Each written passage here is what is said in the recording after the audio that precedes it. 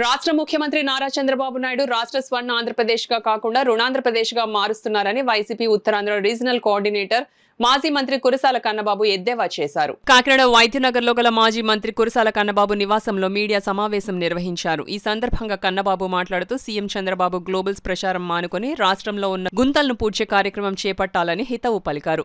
ఈ మీడియా సమావేశంలో తిమ్మాపురం సర్పంచ్ బెజవాడ సత్యనారాయణ, కార్పొరేషన్ మాజీ director Anasuri Prabhakar, YCP senior నాయకుడు గోపిశెట్టి బాబ్జీ, పార్టీ నాయకులు, కార్యకర్తలు పాల్గొన్నారు.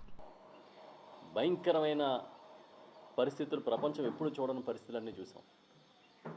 అయినా కూడా పథకాలు ఆగలేదు, పేదలకు ఇస్తానన్న మాట తప్పలేదు. మరో పక్కన వైద్యపరంగా ఆదుకునే కార్యక్రమాన్ని ఆపలేదు. ఇన్ని చేసి నేరుగా డీబీటీ కింద డబ్బులు ఇచ్చారు. దానికోసం రాష్ట్ర ఆర్థిక పరిస్థితి సపోర్టివ్గా అప్పు చేస్తే ఆ రోజు ఈ రాష్ట్రాన్ని శ్రీలంక చేస్తారా అని మాట్లాడుతూ ఉండేవారు. మరి ఇప్పుడు ఈ 18 నెలల కాలంలో మీరు చేస్తున్న అప్పులు చూసి ఏం చెప్పాలి? మీ గోబెల్స్ ప్రచారానికి ఏ పేరు పెట్టాలి? ఆ రోజు ఏమేమి మాట్లాడారని చూస్తే రాష్ట్రం శ్రీలంక అవుతుంది, ఏప్రిల్ 5వ తేదీ 2022 చంద్రబాబు నాయుడు గారి స్టేట్మెంటు. రాష్ట్రాన్ని శ్రీలంకగా ప్రకటిస్తారేమో అదే సంవత్సరం ఏప్రిల్ 13, 2022లో స్టేట్మెంటు. మేలుకోపోతే మనకు శ్రీలంక గతే ఈనాడులో కథనాలు. శ్రీలంక పరిస్థితికి రాష్ట్రం కోతవేటు దూరంలో ఉంది. 2022 మే 17న పవన్ కళ్యాణ్ గారి ట్వీట్. శ్రీలంక కంటే రాష్ట్ర అప్పులు 4 రెట్లు. ఇప్పుడు ఆర్థిక మంత్రిగా ఉన్న పయ్యావుల కేశవ్ గారు. అప్పులతో ఆంధ్ర పేరు మారు మోగిస్తున్నందుకు జగన్కు అప్పురత్నాన్ని పేరు పెట్టాలి. పవన్ కళ్యాణ్ గారి ట్వీట్ 2023. అక్టోబర్ 25, 2023ని పురంధరేశ్వరి గారు, ఆ రోజు బీజేపీ అధ్యక్షురాలు, ఆమె రాగం రాష్ట్ర రుణం 11 లక్షలు. ఇంకెవరినో తీసుకొస్తారు, వాళ్ళేమో 14 లక్షలు అంటారు. ఈవిడే 2023లోనేమో 11 లక్షలు అంది, మళ్ళీ 12.5 లక్షలు అప్పు అయిపోయిందని 2024 ఏప్రిల్లో చెప్పింది. ఇలా ఏంటంటే చెప్పిన అబద్ధం చెప్పకుండా పచ్చి అబద్ధాలని ప్రజల చెవుల్లోకి ఎక్కించి నిజంగానే ఇదేమో అప్పుల ఊబిలోకి వెళ్ళిపోతుందేమో రాష్ట్రం అన్నంత దుష్ప్రచారం చేశారు. తీరా చూస్తే ఇవాళ ఇంత పెద్ద సంపద సృష్టికర్త, ఇంత పెద్ద సీనియారిటీ ఏమైపోయిందో మనకు అర్థం కాదు. పోనీ తెచ్చిన డబ్బులు ఏమన్నా ప్రజలకి పథకాల పేరిట అకౌంట్లో వేసారా అంటే అది లేదు. ఇంకా అమరావతిలో తుప్పలు కొడుతూనే ఉన్నారు, నీళ్లు తోడుతూనే ఉన్నారు. మళ్ళీ అమరావతి కోసం ప్రత్యేకమైన అప్పులు, గ్రోత్ ఇంజిన్లు, ఈ గ్రోత్ కారిడార్లు, ఇవన్నీ తర్వాత చూద్దరు. కానీ ముందు గోతుల సంగతి ఎందుకు వచ్చిన మాటలు ఇది? ఓ పక్కనేమో భవిష్యత్తులో వచ్చే ఆదాయాన్ని కూడా తాకట్టు పెట్టేస్తాం,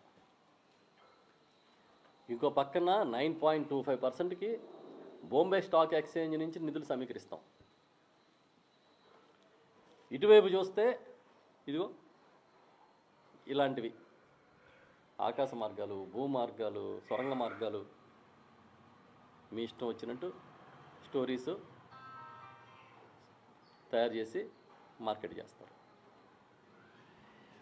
మేము అడుగుతున్నాం, డైరెక్ట్గా సూటిగా అడుగుతున్నాం. జగన్మోహన్ రెడ్డి గారు ప్రభుత్వంలో ఆ రోజు ఇదే బెవరేజెస్ కార్పొరేషన్ ద్వారా నిధుల సమీకరణకు ప్రయత్నం చేస్తే తప్పు పట్టిన మీకు ఈరోజు చేస్తున్నది తప్పని ఎందుకు అనిపించడం లేదు? ఆ రోజు ఒక రాజ్యాంగం, ఈరోజు ఒక రాజ్యాంగం అమల్లో ఉందా? ముఖ్యమంత్రి మారినప్పుడల్లా రాజ్యాంగాలు, నిబంధనలు, విధానాలు మారిపోతాయా? చెప్పండి. వాళ్ళు అధోగతి పాలైపోతున్నాము, ఆంధ్రప్రదేశ్ అప్పుల పాలైపోతున్నామని మీ అనుకూల పత్రికలోనే రాస్తున్నారుగా. అది కూడా ఇంకా తప్పక రాస్తున్నారు కదా. పోనీ ఏ ఒక్కడన్నా సంతోషంగా ఉన్నారా? మీరు అమితంగా ప్రేమించే అమరావతి రైతులతో సహా చెప్పండి. మీ పరిపాలనలో ఈ వర్గం, ఈ కేటగిరీ ప్రజలు సంతోషంగా ఉన్నారు, సుభిక్షంగా ఉన్నారు. రైతులు, మహిళలు, విద్యార్థులు, కార్మికులు, కూలీలు, మీ ఇష్టం, ఉద్యోగులు.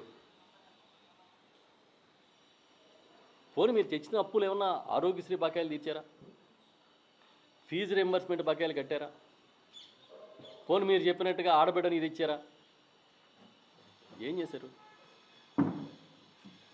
రోజు కథలు మాత్రం రాయమంటే సినిమా కథల కన్నా పెద్ద కథలు ప్రచారం చేస్తున్నారు.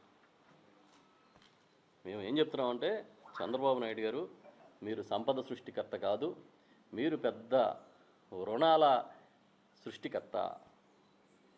ఏ విధంగా అప్పులు తేవాలో మీకు తెలిసినట్టుగా ఇంకెవరికి తెలీదు.